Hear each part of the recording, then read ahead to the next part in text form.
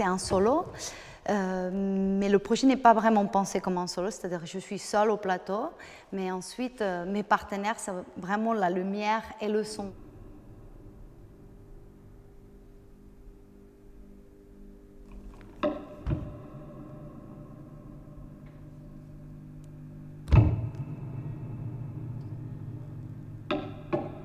Je suis partie sur le geste de marteler. C'est un geste qui m'accompagne dans tous mes projets. Et j'ai décidé avec Rauscha d'en faire le projet. C'est-à-dire vraiment de comprendre où m'amène ce geste, quelles sont les dimensions physiques que ce geste ouvre.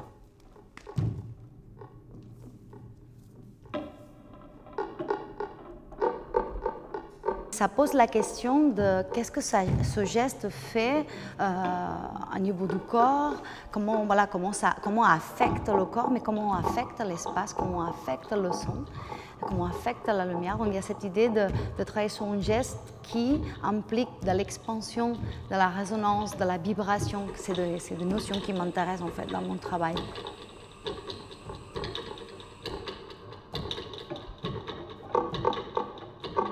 Il y a un aspect aussi, on va dire, plutôt anthropologique de ce geste parce que le marteler, le frapper, c'est un geste très archaïque, très ancien, qui parle aussi des premiers métiers, des premières formes de musique, qui parle aussi de la question de la technicité. C'est une forme on va dire, de manipulation de la matière.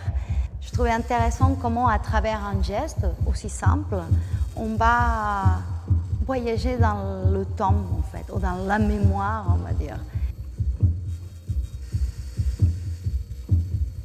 J'ai commencé justement la danse et le théâtre à Barcelone. Et ensuite, je suis arrivée en France en 2007 pour faire les études au CNDC d'Angers. J'étais aussi beaucoup interprète.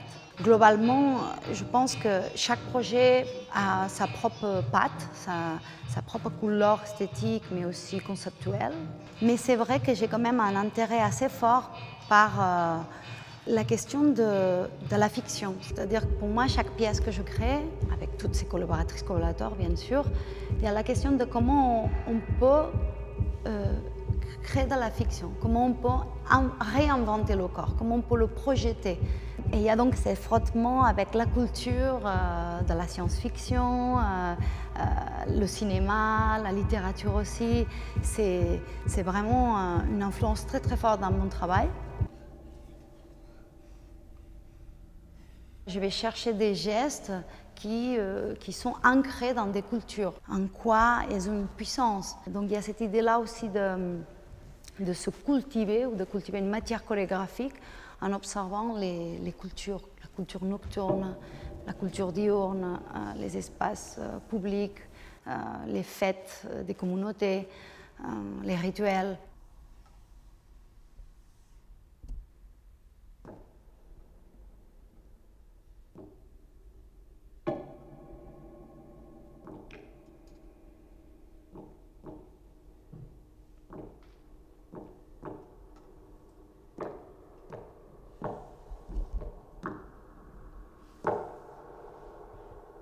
Dans la musique électronique et technologique, les corps reçoivent énormément d'impact sonore en fait. Il y a une vibration très puissante qui va vers le corps, qui martèle les corps. Et j'étais connectée aussi voilà, au technibal, la culture de la musique technologique. C'est quelque chose pareil, qui accompagne mon travail.